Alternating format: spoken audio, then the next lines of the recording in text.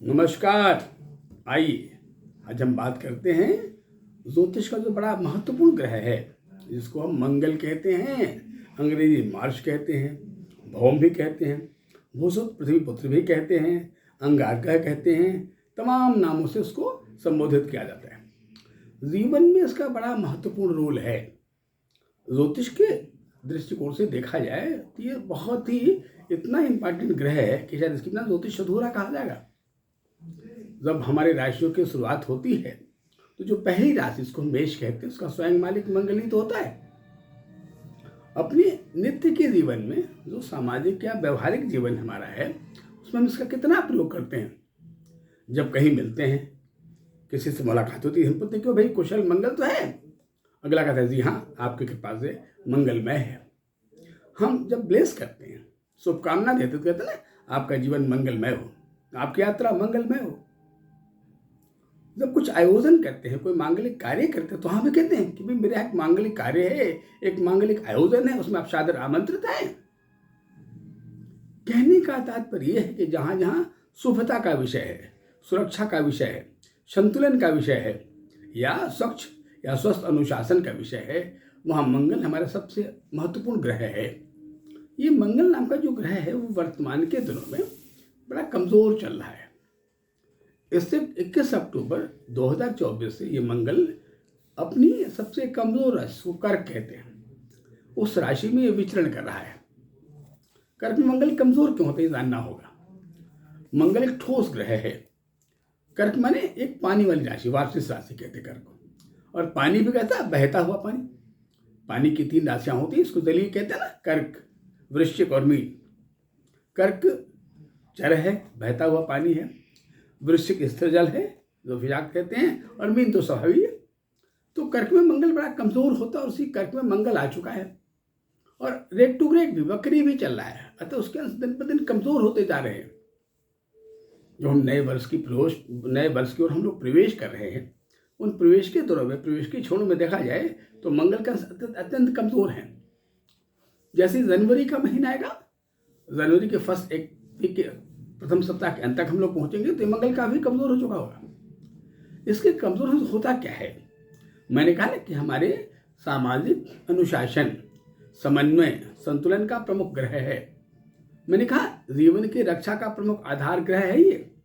इसके कमजोर होने से दुर्घटनाएं बढ़ जाती हैं, आकस्मिक या क्रांत घटनाएं बढ़ जाती हैं, संबंधों में परस्पर विद्वेष पैदा होता है। राजनीति के क्षेत्र में देखा जाए तो राजनीति में भी जो राजनीति का अनुशासन है, सत्ता प्रतिपक्ष में जिनका आपस का तालमेल है ना, वो बड़ा अजीब सा होने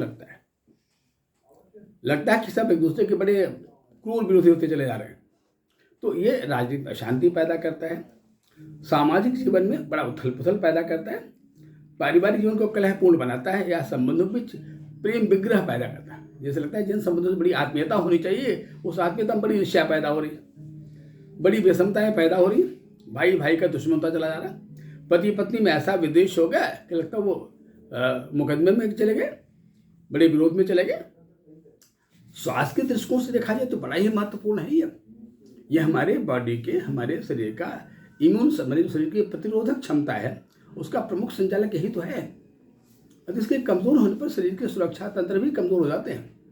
और ज्योतिष में ये और भी महत्वपूर्ण ग्रह है, क्योंकि जो शनि नाम का ग्रह है, जो रात्रि का मालिक है शनि, उसका ये प्रमुख प्रतिद्वंदी है, ये उसका प्रमुख प्रतिकारक ग्रह है। जो शनि है उसका नाम है शनिचर है, यानी बड़ा धीमे धीमे चलने वाला, बड़ा मंद गति से चलने वाला।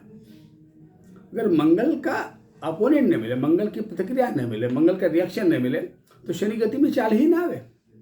तो शनि को गति देने वाला, शनि को संतुलित करने वाला, शनि के अंदर उसके जो सुसुप्ता भाव है, जागरूक करने वाला, हम प्राणियों को जो निद्रा है या निद्रा की जो खराब अवस्था है, बिगड़ी अवस्था है, उसे जगाने वाला, या हमारे अंदर एक पॉजिटिव अप्रोच, एक सकारात्मक सोच पैदा करने वाला, ये मंगल नाम का ग्रह है। ये मंगल नाम का ग्रह बड़े लंबे समय तक कमजोर चलेगा। ये अक्टूबर महीने से लेकर के जब तक जून का महीना न आ जाए तब तक क्रमशः 2 राशियों में विचरण कर रहा है, कर्क और मिथुन। वो कर्क से मिथुन में जा रहा है जनवरी में, फिर कर्क में आ जा रहा है, फिर मिथुन में आएगा, फिर कर्क में आ जाएगा, यानी ये इन दिनों में बड़ा कमज़ोर कहा जाएगा। अब इन दोनों जो ऋतुओं का परिवर्तन होगा, पहली जो ऋतु है जब परिवर्तन हुआ था उसका नाम शरद था। अभी हम जिस ऋतु में विचरण कर रहे हैं, चल रहे हैं, उसका नाम शिशिर है। अभी जब 14 मार्च के बाद का समय आएगा तो हम कहेंगे अब ऋतु आ गई, बसंत, स्प्रिंग सीजन आ गया। तो ये जिस ऋतु में सबसे कमजोर होता है उसको शिशिर कहते हैं। शिशिर माने जो 14 जनवरी से लेके 14 मार्च के बीच का समय है। और तो उन दिनों में इस बात का ध्यान रखना होता है कि कहीं वाहन दुर्घटनाएं न बढ़ जाए, कहीं लोगों में परस्पर विद्वेष बहुत बढ़ न जाए, कहीं सामाजिक सरोकारों में बहुत बिगाड़ न पैदा हो जाए, कहीं किसी मांगलिक कार्य की जगह पर कोई अमंगल जैसे न पैदा हो जाए। अतः हम सामाजिक दृष्टिकोण से या पारिवारिक दृष्टिकोण से हमें इस बात का ध्यान रखना होगा कि हम लोग बड़ा संयमित जीवन जिए, अपने अपने आवेशों पर, अपने अपने होने प्रतिक्रियाओं पर नियंत्रण रखें। हम कोई निर्णय आक्रोश में आकर या किसी एक्साइटमेंट में आकर कोई निर्णय नहीं लिया करें, या अपने शब्दों को बोलने के पहले ये नाप तोलने की कोशिश करें कि जो शब्द हैं इनकी प्रतिक्रिया दूसरों पर क्या होगी।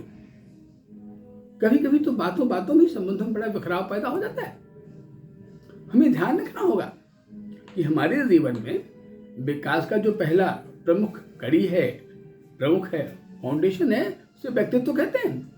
विकास कभी व्यक्ति का नहीं होता है, विकास व्यक्तित्व का होता है।